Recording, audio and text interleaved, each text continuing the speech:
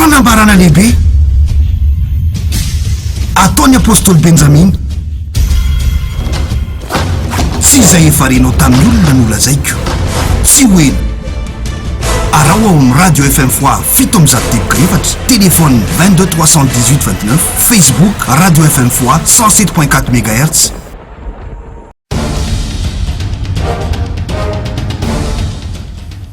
miarabanao ny tenako apôstôly benjamina mpanompon'andriamanitra sady mpanomponareo tonga ny fotoana zay ny andrasana tao amin'renireny fiantsoana reny hoe isy fanambarana lehibe ho ataony apôstôly benjamina ka tsy zay farenao tany aman'olona no etinety fa fanambarana avy amin'andriamanitra. miaraban'ny olona rehetra ny tenako avy any amin'ireo firenena samihafa ny farany atsinanany tany avy any Eropa, avy any Afrika, avy any États-Unis izay nangataka fanazavana maika hoe alefa soaingana ny tompony ame fahafapoanareo hitondra fiadanana ho anareo izay manaraka n'izao fandarana zao. Ivavakantsika dia hiditra avy hatrany amin'ny fanazavana n'io fanambarana avy amin'ny tompo io. Jehovah Andriamanitra rany masina velona mandrakizay any an-danitra ndera sy ny laza ny saotra sy ny voninahitra dia anao hatramin'ny taloha indrindra ary anao mandrakizay ny fisaoranay anao tompo dia nanomezanao anay an' Jesosy ho famonjena ho fanasitrano famelan-keloka ary ho fahamarinana ho anay aty ambany masoandro. Misaotranao koa zay ny amin'ny fanamasina mahery izao mena ho anay ahafana mijoro vavolombelona hatrany amin'ny farany tany ankehitriny ary matoky aho fa ny fanamasinao dia hitaritra anay ampianatra anay andresy lahatra ny mpiaino ho voninahitra ny aranao izay niseho tamin'ny fitsanganany Jesosy tamin'ny maty manaovaka izany vavaka izany amin'ny anaran'i Jesosy, amen. Misaotran'Andriamanitra sika ny amin'ny fanatrehany amin'ny vavaka natao teo fa araka ny fanambarana zay nataonay andro vitsivitsy lasa zay tamin'ny aino manjery samihafa na feo na sary na soratra laza hoe isy fanambarana lehibe izay hoentinay apôstôly benjamina ary nasiana teny anankiray teo hoe tsy zay farenao tamin'ny olona no lazaiko zany hoe fanambarana azo lazaina hoe mahakasika an'izao fiainan'izao ity fanambarana ity. Ny atao hoe fanambarana dia zavatra miafina no aseho raha ny atao anatin'ny baiboly ary ao anatin'ny fiainany ohatra ny président république manana fanambarana amin'ny vahoakany dia mampiseho ny zavatra ao amin'ny asany izy sy ny sisa sy ny sisa. Ohatra hoe nisy an'le lehilahy manam-pahaizana antsoina amin'ny anarany hoe Edward Snowden zao dia ny asa tao anatin'ny sapapitsikilovana amerikanina dia namoaka nitondra fanambarana betsaka izy mikasika an'izay zavatra zay ary dia izay natao hoe fanambarana. Ny fanambarana hoentina eto kosa dia fanambarana ara-tsoratra masina sady ara-paminaniana. Izany hoe ny tompon'ny fanambarana dia Jesosy Kristy ny fanahy masina fa izahay amin'ny maha-apôstôly mpanompon'Andriamanitra dia omena n'le fanambarana zany hoe mpitondra tatitra izahay mpitondra vaovao mampiseho ny hevitr'Andriamanitra sy ny sitrapon'Andriamanitra ka ny fanambarana resantsika eto androany dia tsy inona akory fa mikasika ny amin'ny faharandro mifandray be amin'ny fiverenan'i Jesosy mifandray be amin'ny fahandravana ny lanitra sy ny tany. Any amin'ny Isaia toko fahadimy amby efapolo ny andininy faraika amby folo dia milaza manao hoe ny zavatra ho avy ny anontaniana fa ny zanako sy ny asan'ny tanako alao adidiko any. Tamin'izany ny hoe ny zavatra ho avy fa ty zavatra resahan'ny apôstôly benjamina ty dia tsy zavatra ho avy intsony fa efa zavatra miatra efa ankehitriny ary fatapoko fatapirenena saingy ny tsy fantatry ny olona rehetra dia hoe efa voalaza ao anatin'ny baiboly ity toe-javatra fatapoko fatapirenena ity. Efa nisy volana maromaro roa telo zay no tonga taminay ny fanambaran'andriamanitra fa nisy toejavatra nytranga izay natonga n'le fanambarana emitra tsy inona akory zany fa voalazako teo hoe mikasika ny farandro tsy laza zany hoe ororotany e tsy laza hoe arety mandringana tsy laza hoe firenena iady amin'ny firenena fa ny ambaran'ny apôstôly eto nampitondrana anay dia mikasika ny lafi-pivavahana kristianina ary lafi-pivavahana kristianina ataontsika hoe matanjaka indrindra satria misandrahaka mivazatany efatra ny hery sy ny fahefana ny toeran'izy ireo atrany amin'ny fitondram-panjakana ambony tsy izy akory zany fa mikasika ny vicaire de Rome na amin'ny teny mahazatra dia hoe papa ny papa zay misy atsika amin'izao fotoana izao zay miaramonina amin'ny olombelona dia antsoina hoe papa François Ier nandray ny fitondrana izy tamin'ny 16 mars 2013 ary zany papa zany dia tsy mba mitovy amin'ny mpitondra fivavahana rehetra fa sady lehibe mpiangonana izy no lehibe fanjakana satria ny fiangonana misy azy dia manana rafitra fanjakana ekenany amin'ny firenena mikambana any amin'ny fikambana pirenena samihafa mety manontany angamba ianao hoe inona moa ny idiran'ny papa amin'izany faminaniana zany amin'izany ara-baiboly zany tafiditra tanteraka mihitsy ny papa satria Jesosy no milaza momba azy fony mbola tsy nisy izy saingy filazana amin'ny lafiny tsy akasitrahana ary amin'izany lafiny tsy akasitrahana zany dia ho tanteraka any amin'ny zavatra tsy akasitrahana na irina ina ary ny fifandraisana ina ny tena votoaty ny fanambaran'i Jesosy ny fanambaran'i Jesosy a dia milaza fa io papa amin'izao fotoan'izao io mitondra anarana ositra hoe François Ier io papa io no papa farany dia ho tonga ny farandro io papa ankehitriny io ny papa farany makany amin'ny fandringanana hoy ny soratra masina andeharana zava-fohifohy aho tiako ihany aloha manamariky anao fa tsy voavaha eto avy hatrany na voalaza eto daholo mikasikasika an'izany fa manasa anao sady aho anaraka ny fanampim-panazavana misimisy kokoa mazavazava kokoa ao amin'ny radio izay misy anay ho azavaiko fohifohy ary ny porofo tsotsotra raha ny apokalypsa 17 no misy an'izay tenin'Andriamanitra zay dia miseho ohatr' zao zany apokalypsa 17 zany nahita fahitana ny mpanompon'Andriamanitra Jaona nahita bibidia anankiray izay hafa noho ny bibidia rehetra ary misy vehivavy mitaingina eo amboniny ary ny fahitana dia voalaza ny amin'ny 7 amin'io boky io ihany apokalypsy dia hoe asehoako anao ny fitsarana n'ilay vehivavy mitaingina bibidia ndikany hoe bibidia zany raha kody apokalyptika dia milaza firenena biby liona firenena tsika malagasy zao dia aseho amin'ny endrika biby omby firenena malagasy ny frantsay aseho amin'ny endrika akoho fa ity kosa zay resantsika eto hoe rehefa tonga le izy dia tonga ny farandro dia bibidia hafa no ny hafa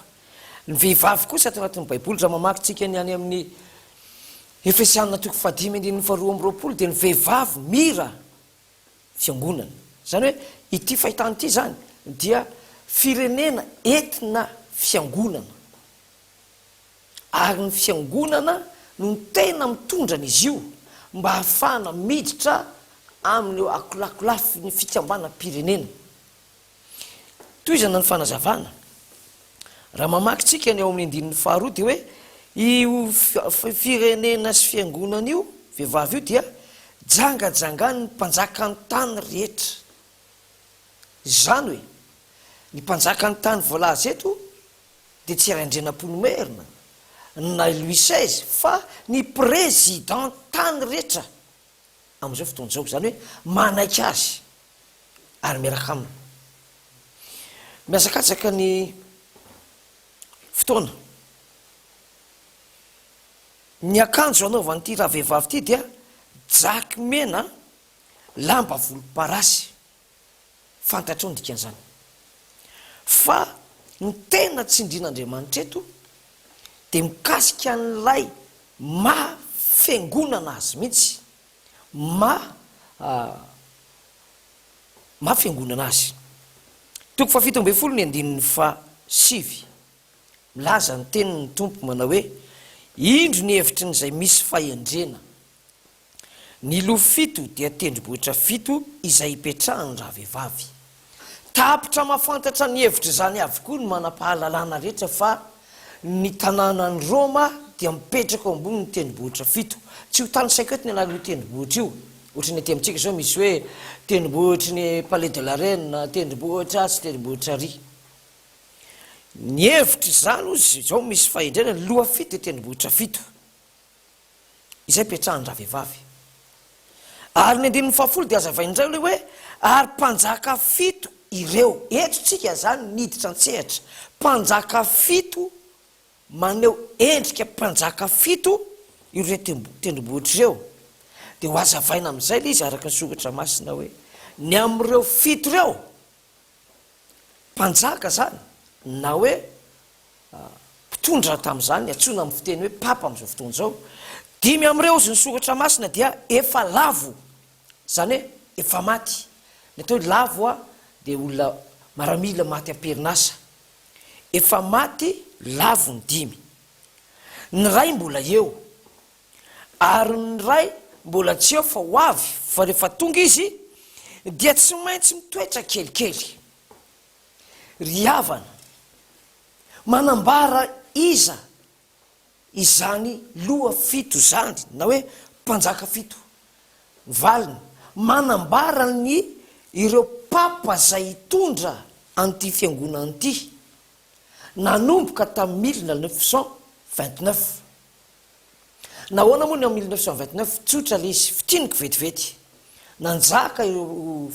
fiangonanareo sy firenena io hatramin'ny 1798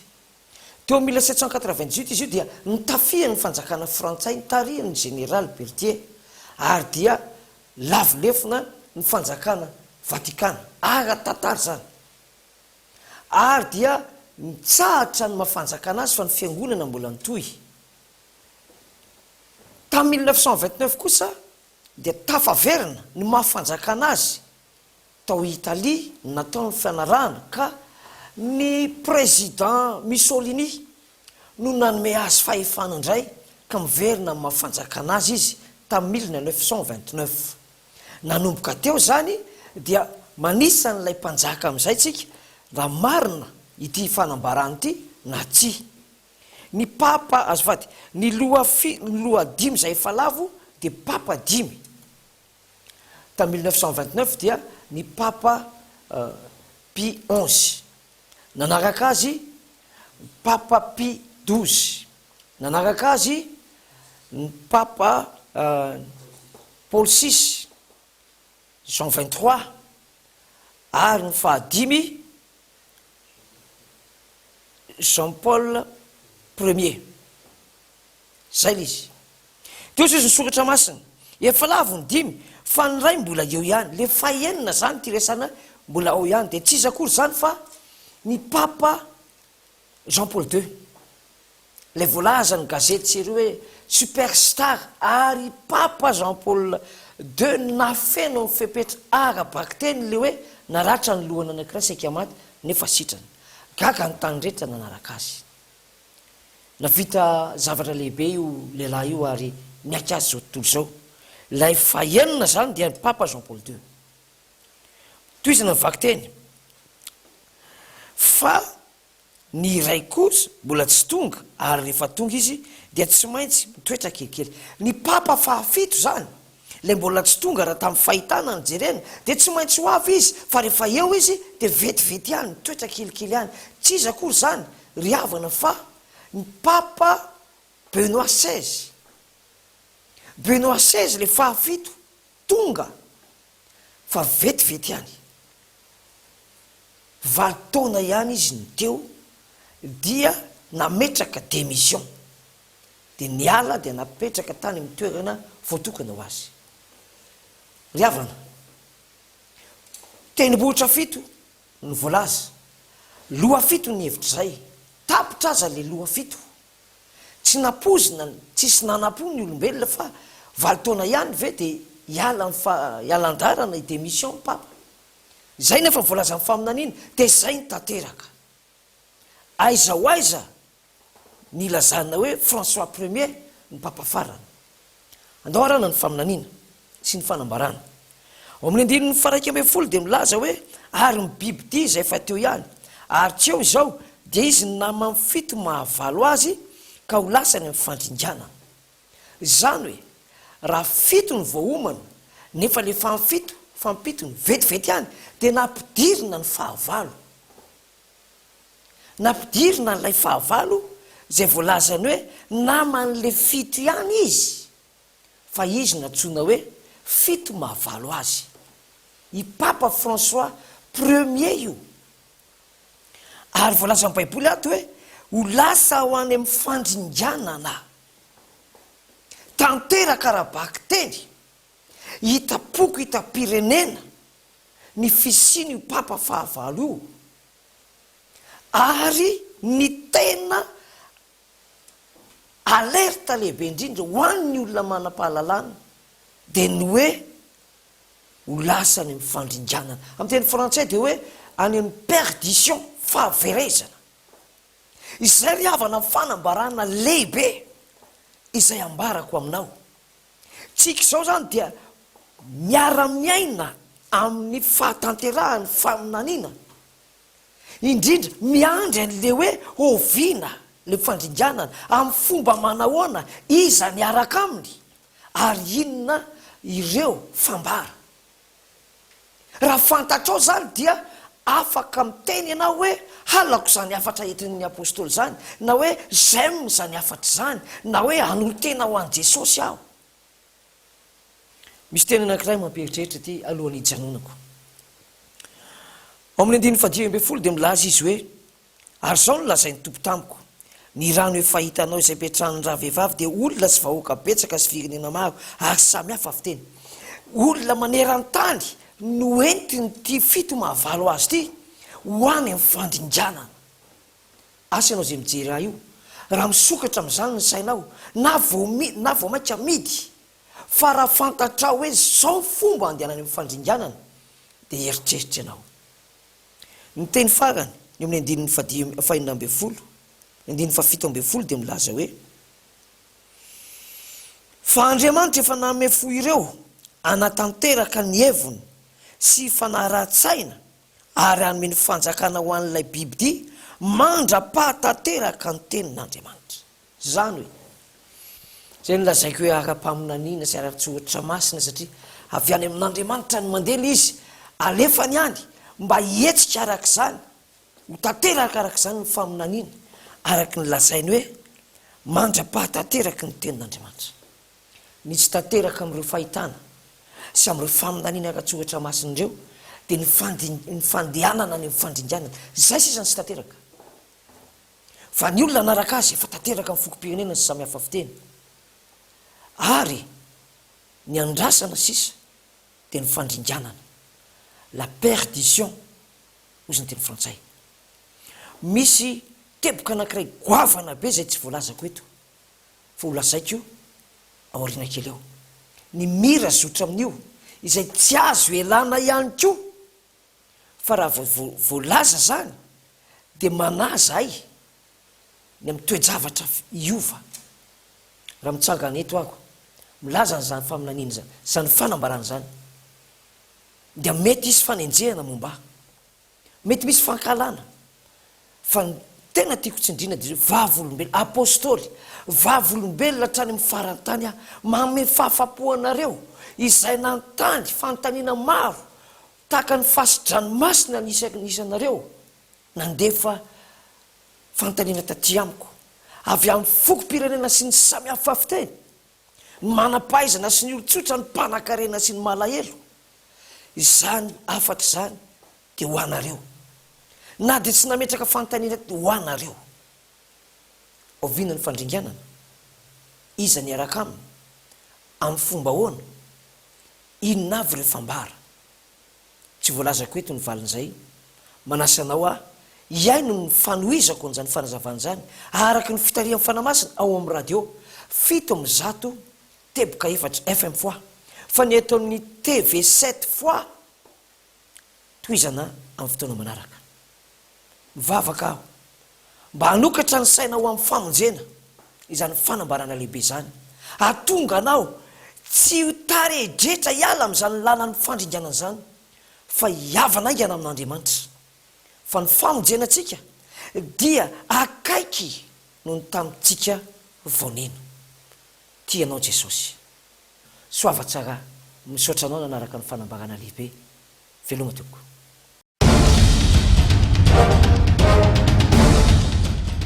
fanambarana lehibe ataony apôstôly Benjamin tsy izay efa renao tamin'ny olona no lazaiko tsy hoena arao ao amin'ny radio FM fois 7 téléphone 22 318 29 Facebook radio FM fois 107.4 MHz